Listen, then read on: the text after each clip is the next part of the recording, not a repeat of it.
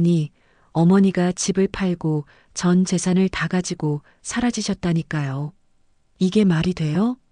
어쩌지, 이제 우리 애들 대학 자금도 다 물거품이야. 마치 내 이야기인데 나라는 사람은 존재하지 않는 것처럼 나는 그들의 대화를 멀리서 바라보는 기분이었다. 며느리들이 저렇게 소리를 지르는 이유가 궁금하시죠? 그래요. 제가 이 집을 팔고 그동안 모아둔 전 재산을 가지고 사라져버렸으니 놀랄 만도 할 겁니다.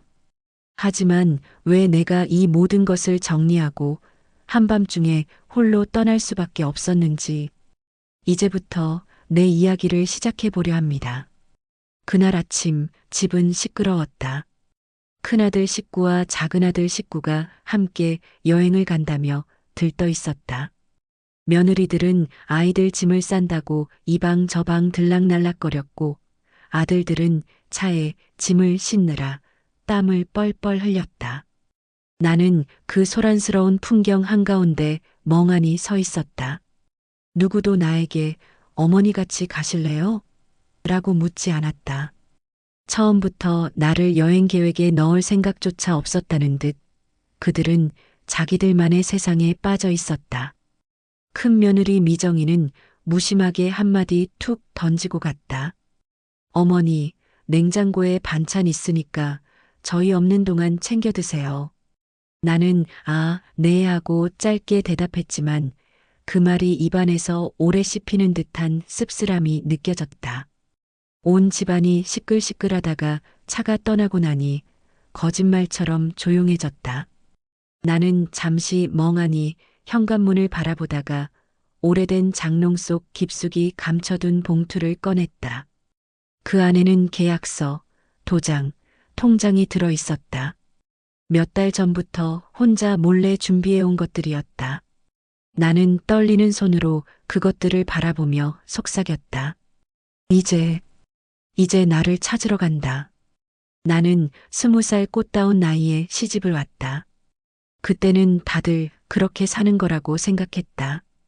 새벽같이 일어나 밭일 나가고 해가 지면 시부모님 식사 차려드리고 남편 옷 챙기고 아이 돌보며 하루가 휙휙 지나갔다. 남편은 성실한 사람이었지만 말이 적고 무뚝뚝했다. 수고했다는 칭찬 한마디나 다정한 눈길 한 번이 그렇게 귀했다. 그가 늘 하던 말은 오직 밥은 했어? 뿐이었다. 나는 그 무심한 말이 사랑이라고 믿으려 애썼다. 하지만 세월이 흐를수록 마음 한구석이 텅 비어가는 걸 막을 수는 없었다. 아들 둘을 키워내고 그들이 장가를 가며 집은 다시 복작복작해졌다. 큰 며느리 미정이는 현실적이고 직설적인 성격이라 처음부터 나와 마음이 맞지 않았다. 어머니, 요즘은 이렇게 안 해요. 고춧가루 너무 많이 넣으시면 애들이 안 먹어요. 나는 네 알았다 하고 대답해야 했다. 작은 며느리 혜진이는 겉으로는 웃으며 다정하게 굴었지만 속마음은 눈빛만 봐도 알 수 있었다. 어머니가 오래 계시면 우리 살림에 걸리적거린다는 미묘한 기류. 나는 그 눈빛을 놓치지 않았다. 명절이 되면 이런 상황은 더 노골적으로 드러났다. 어머니, 저는 제가 할 테니까 그냥 앉아 계세요 라고 말해놓고 내가 정말 앉아 있으면 아유, 어머니가 도와주시면 금방 끝날 텐데라며 불평이 새어나왔다. 어느 쪽으로 해도 나는 답이 없는 사람이었다. 아들들은 늘 바빴다. 회사 일, 아이들 교육, 친구 모임. 엄마 미안해. 내가 요즘 정신이 없어서. 그 말은 수십 번도 더 들었지만 정작 마음을 들여다보는 진솔한 대화는 한 번도 나눠본 적이 없었다. 나는 점점 이 집안에서 투명 인간이 되어갔다. 밥은 챙겨야 했고 빨래는 해야 했고 아이들이 아프면 가장 먼저 불려가는 건 언제나 나였다. 하지만 감사하다는 말은 점점 사라졌고 불편하다는 기색만 늘어갔다. 어느 날 작은 며느리가 대수롭지 않게 내뱉은 말이 내 마음을 깊숙이 찔렀다. 솔직히 어머니 혼자 계시면 저희도 편하고 집도 정리하기 수월할 텐데. 그날 밤 나는 방바닥에 앉아 한참을 울었다. 집안일을 마치고 나면 나를 반기는 건 텅 빈 방뿐이었다. TV만 켜져 있고 그마저도 말소리만 흘러나올 뿐 내 마음에 와닿지 않았다. 밥상 위에는 혼자 먹다 남긴 반찬들이 쓸쓸히 놓여 있었다. 내가 이 집에서 이 가족에게 무슨 존재일까? 나의 혼잣말은 허공에 흩어졌다. 대답해주는 사람은 아무도 없었다. 장례가 끝나고 나니 집이 유난히 넓고 낯설게 느껴졌다. 늘 들리던 여보의 기침소리, TV 앞에 앉아 한숨 섞어 내뱉던 에이구 하는 소리가 사라지자 거실은 텅 비어버린 것만 같았다. 여보, 당신 가고 나니 집안이 너무 조용해요. 혼잣말을 해보지만 대답은 돌아오지 않았다. 저녁마다 차려놓는 밥상은 점점 작아졌다. 국 한 그릇에 김치 몇 조각. 숟가락을 들었다 놓으며 결국 반쯤 남긴 채 상을 치우는 날이 늘어갔다. 사흘 뒤 큰 며느리 미정이가 찾아왔다. 어머니, 이 큰 집에서 혼자 계시면 힘드시잖아요. 차라리 저희랑 같이 사시면 어떨까요? 말끝은 다정했지만 나는 그 속내를 금세 읽었다. 그녀의 시선은 거실과 방들을 훑고 있었다. 아, 이 집을 노리는구나. 작은 며느리 혜진이도 거들었다. 네, 어머니. 요즘 다 그렇게 해요. 혼자 계시는 건 위험해요. 같이 사시면 저희가 챙겨드릴 수 있잖아요. 나는 미소를 지으며 고개를 끄덕였다. 그래, 생각해보마. 그러나 속은 시리도록 차가웠다. 내가 필요해서가 아니라 내가 가진 걸 필요로 하는 거겠지. 큰아들 정우는 여전히 바빴다. 엄마, 죄송해요. 이번에 회사 프로젝트만 끝나면 같이 여행 가요. 그 말은 늘 다음에라는 말과 함께 끝나곤 했다. 작은아들 민수는 사정이 달랐다. 사업이 기울자 아들은 자주 집을 드나들었다. 엄마, 조금만 도와주면 이번에 진짜 다시 일어설 수 있어. 나는 그 말이 거짓 희망이라는 것을 알았다. 그래도 애절하게 흔들리는 아들의 눈을 보고는 결국 통장에서 돈을 내주었다. 그 모습을 본 며느리들의 눈빛은 곱지 않았다. 형님, 저 동선회 때문에 어머니 재산 다 없어지는 거 아니에요? 그 한마디가 내 가슴을 아프게 파고들었다. 저녁이 되면 집은 더 쓸쓸해졌다. 혼자 밥상을 차리고 혼자 숟가락을 움직였다. 방 한 구석에서는 시계 초침이 똑딱, 똑딱 소리를 냈다.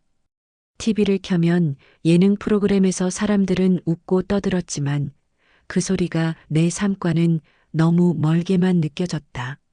나는 젓가락을 내려놓으며 중얼거렸다. 내가 왜 이렇게 살아야 하나. 며느리들이 집 문제를 두고 서로 신경전을 벌이던 날 내 가슴속에 낯선 불씨가 피어올랐다. 이 집은 내 젊음을 다 바친 집인데 이제는 내 몫이 아니라 그들의 계산 속 숫자일 뿐이구나. 내가 떠나야 할 곳은 집이 아니라 이 삶 자체겠지. 그날 밤 나는 장롱 깊숙이 넣어둔 서류철을 꺼냈다. 낡은 도장, 남편이 남기고 간 인감, 몇 장의 통장. 손끝이 떨렸지만 눈빛만큼은 단단했다. 여보, 이제는 나도 나를 위해 살아보려고 해요. 내 눈에서 눈물이 흘렀다. 그러나 그것은 서러움의 눈물이 아니었다. 자유를 향해 나아가는 첫걸음의 눈물이었다. 밤이 깊어 모두가 잠든 시간, 나는 장롱 깊숙이 넣어두었던 서류 봉투를 다시 꺼냈다. 도장, 인감증명서, 통장, 그리고 남편이 살아있을 때 함께 모아 마련했던 계약서들. 그동안은 그저 추억처럼 묵혀두었지만 이제는 나에게 새로운 삶을 줄 탈출구가 될 도구들이었다. 나는 떨리는 손으로 봉투를 꼭 쥐었다. 이제 이걸로 나를 살려야지. 며칠 뒤 나는 동네 부동산을 찾았다. 낡은 점퍼를 걸친 채 들어서자 젊은 공인중개사가 일어나 인사를 했다. 어머니, 어떤 일로 오셨어요? 이 집 좀 팔아야겠어. 처음엔 내가 하는 말이 장난인 줄 알았는지 중개사는 웃으며 되물었다. 어머니 혼자 결정하실 수 있는 문제예요? 나는 단호하게 고개를 끄덕였다. 내 이름으로 된 집이야. 남편이 살아있을 때부터 같이 모은 거고, 이젠 정리하려고. 중개사의 눈빛이 달라졌다. 그는 곧장 종이를 꺼내어 절차를 설명했고, 나는 꼼꼼히 듣고 필요한 서류들을 하나하나 적어 내려갔다. 나는 며느리와 아들들에게 티내지 않기 위해 더욱 조심스러워졌다. 아침이면 평소처럼 밥을 차리고 저녁이면 아이들과 TV를 함께 봤다. 그러나 속으로는 매일 내가 떠날 날을 세고 있었다. 밤마다 서류를 꺼내어 살펴보고 옷가지들을 조금씩 정리했다. 큰 가방에 모든 것을 담을 수는 없었다. 그래서 옷은 최소한만 챙기고 중요한 건 통장과 도장뿐이라고 마음먹었다. 돈만 있으면 어디서든 새로 시작할 수 있어. 하지만 며느리들은 곧바로 눈치를 챘다. 어느 날 큰 며느리 미정이가 물었다. 어머니, 요즘 어디 다니세요? 집에 안 계신 날이 많으시던데. 나는 아무렇지 않은 듯 대답했다. 병원 좀 다니느라. 나이 드니 이것저것 아프지. 미정이는 의심스러운 눈빛으로 고개를 끄덕였지만 더 묻지는 않았다. 작은 며느리 혜진이도 속삭였다. 어머니, 혹시 무슨 생각 있으신 거 아니죠? 집 얘기 때문에 마음 상하신 건 아닌지.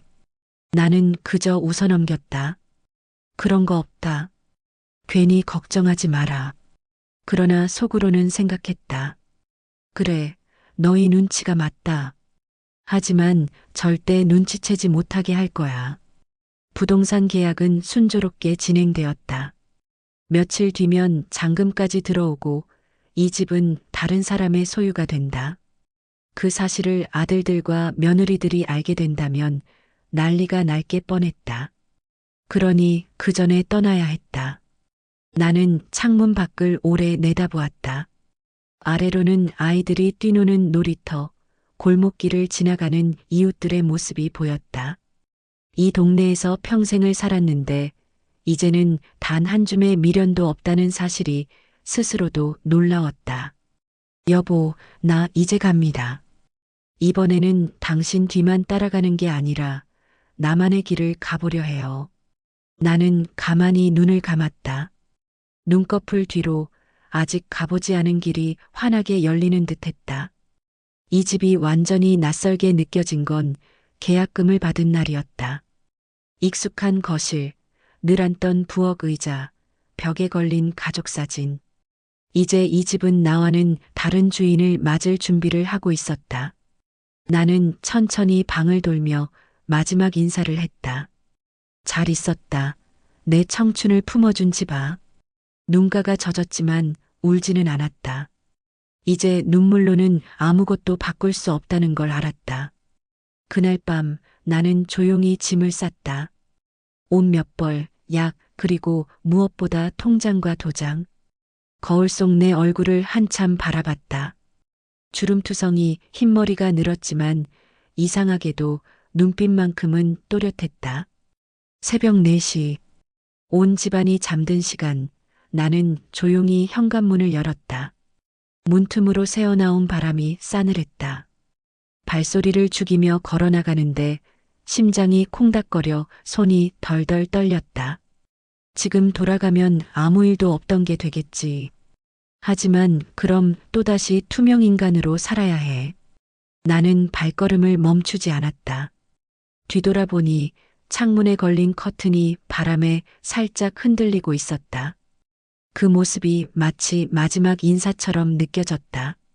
택시를 잡아 타고 가장 먼저 향한 곳은 은행이었다. 잔금을 확인하고 통장에 찍힌 금액을 바라봤다.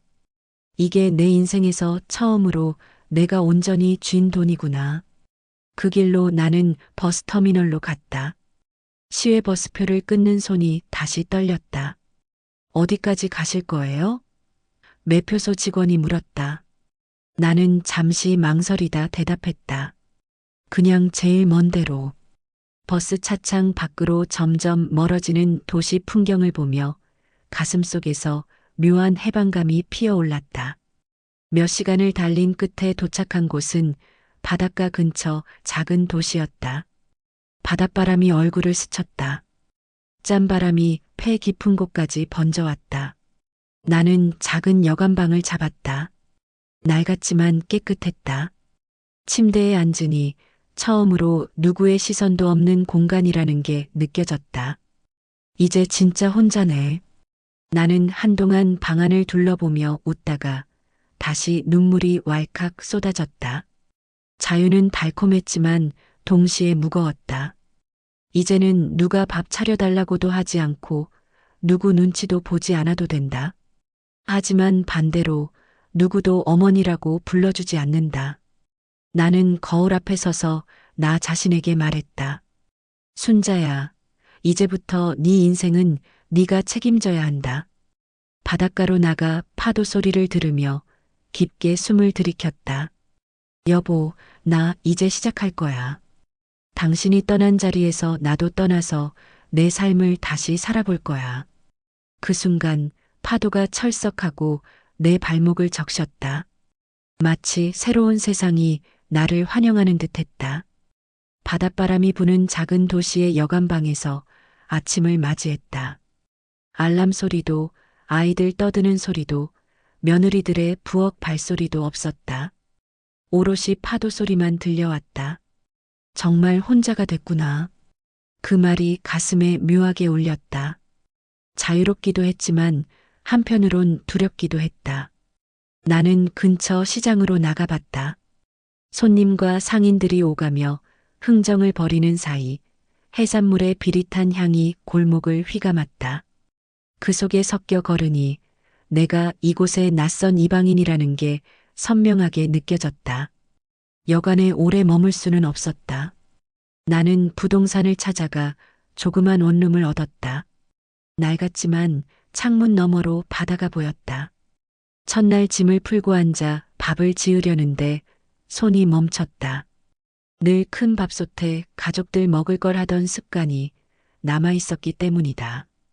작은 냄비에 혼자 먹을 밥을 안치며 나는 쓸쓸히 웃었다. 이제는 나 하나만 챙기면 되네. 통장 속에 꽤 많은 돈이 있었지만 나는 함부로 쓰지 못했다. 이게 내 노후 전부인데. 시장에서 싼 채소를 고르고 고등어 2마리를 사서 냉동실에 넣어두었다. 한 푼 두 푼 아끼며 살다 보니 문득 며느리들의 얼굴이 떠올랐다. 그 애들이 저 돈만 바라보고 있었지. 하지만 내 돈은 이제 내 거야. 나는 주먹을 꼭 쥐었다. 며칠 뒤 옆방에서 중년 여자가 인사를 건넸다. 어머니, 새로 오셨죠? 저는 이 동네에서 식당해요. 혹시 심심하시면 놀러 오세요. 그날 저녁 나는 작은 횟집 같은 가게를 찾았다. 여자는 이름이 영자라고 했다. 남편 없이 혼자 살며 가게를 꾸려간다고 했다. 처음엔 나도 무서웠어요. 그런데 살다 보면 다 방법이 있더라고요. 영자의 말은 내 마음에 큰 위로가 됐다. 그날 우리는 막걸리 한 잔을 나누며 긴 이야기를 나눴다. 날이 지날수록 내 얼굴에 조금씩 생기가 돌기 시작했다. 바닷가를 산책하고 시장에서 흥정도 해보고 영자와 함께 국을 끓여 먹으며 웃기도 했다. 밤이 되면 여전히 남편 생각, 아들 생각에 가슴이 저렸지만 이제는 눈물만 흘리는 밤이 줄어들었다. 나도 나답게 살 수 있구나. 나는 거울 속 나 자신을 보며 조용히 웃었다. 며칠 후 아이들이 여행을 마치고 돌아올 시간이었다. 내가 없다는 사실을 알면 어떤 반응을 보일까 내심 걱정 반 기대 반이었다. 아니나 다를까 큰아들 태수가 불안한 표정으로 내 방을 뒤지고 작은 며느리 혜진이가 이상하잖아. 도장도 통장도 없어졌어 하고 소리치는 소리가 들리는 듯했다. 그 순간 집안 공기가 싸늘하게 가라앉았을 것이다.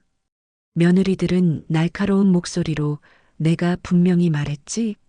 어머니가 저 돈 손 떼면 큰일 난다고 하고 소리쳤겠지. 아들들은 당황하면서도 설마 진짜 집을 파신 건 아니겠지? 하고 생각했을 것이다. 하지만 부동산을 확인한 순간 모든 게 사실로 드러났을 테다. 그날 저녁 가족회의가 열렸다는 소식을 전해 들었다. 어머니가 우리 몰래 집을 파셨다고요? 그럼 우리 앞으로 어디서 살라는 거예요? 하는 미정이의 목소리가 귓가에 생생히 울렸다.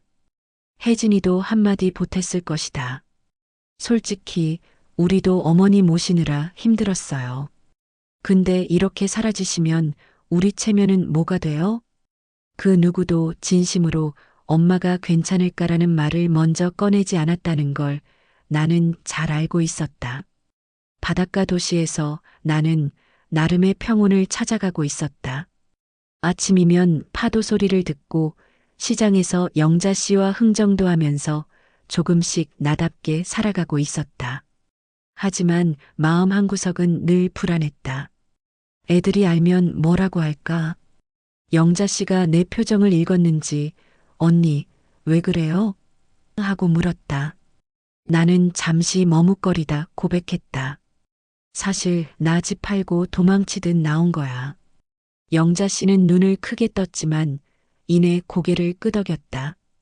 그래도 언니 잘했어요. 평생 참기만 했잖아요. 이번엔 언니가 하고 싶은 대로 살아봐요. 그 따뜻한 말에 고개를 끄덕였지만 마음속 그림자는 쉽게 거치지 않았다. 그러던 어느 날 시장에서 장을 보는데 낯선 목소리가 들렸다. 어머니 여기 계셨군요. 나는 순간 멈칫했다.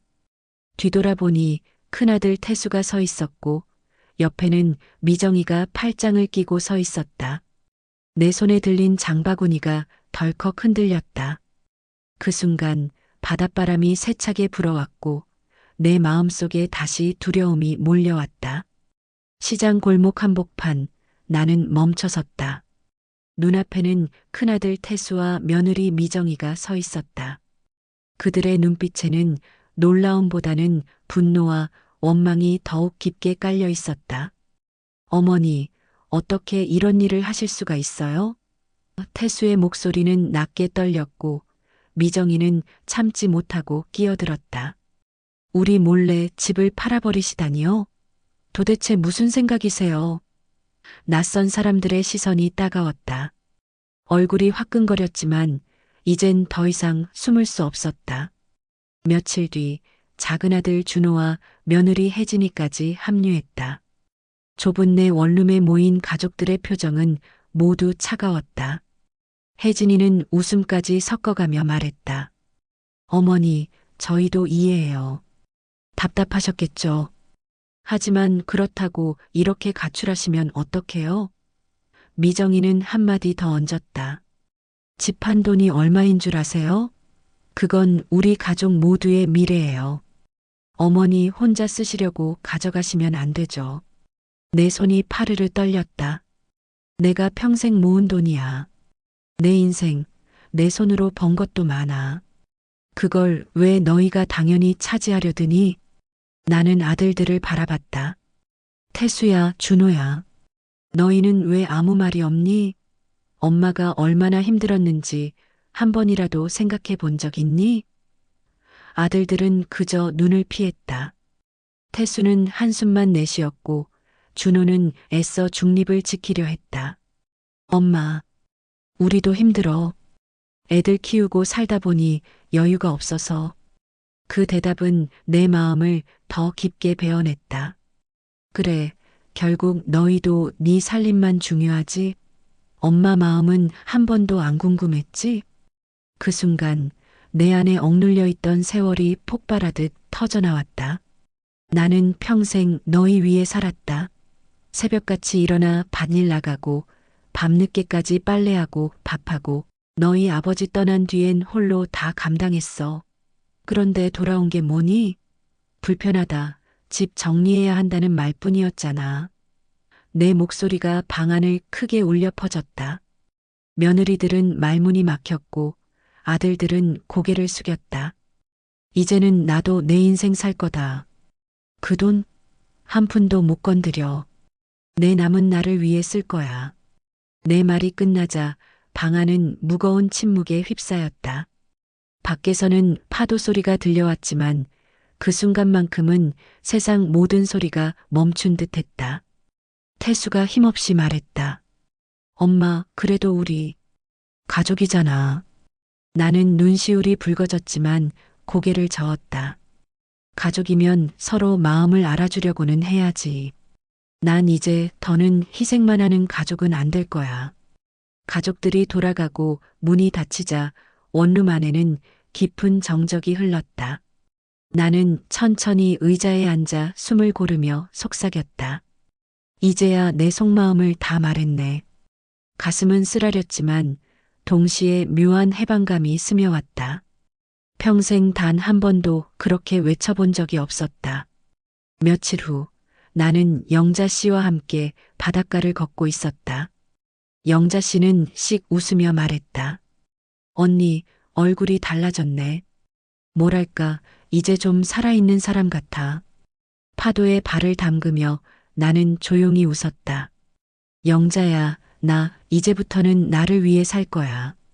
밥을 해도 일을 해도 웃어도 전부 내 마음 때문에 하는 거지. 남 눈치 때문에는 안 할 거야. 나는 시장에서 조그마한 좌판을 얻어 나물과 반찬을 팔기 시작했다. 처음엔 서툴렀지만 오가는 사람들이 할머니, 이거 맛있네 하고 웃어주자 마음이 따뜻해졌다. 내가 뭔가를 해서 내가 번 돈으로 사는 거구나. 그 사실이 나에게는 세상 무엇보다 큰 자존심이었다. 어느 날 나는 큰 결심을 하고 엽서를 한 장 썼다. 잘 지낸다. 이제 내 걱정은 말아라. 나는 나대로 살 테니 너희는 너희대로 잘 살아라. 엽서를 붙이고 나니 마음이 한결 가벼워졌다. 이제는 더 이상 미련도 원망도 하지 않으리라 다짐했다. 노을 질 무렵 나는 방파제 위에 서서 저녁 노을을 바라봤다. 주름진 얼굴에 노을빛이 물들었다. 여보, 나 드디어 내 길을 걷는다.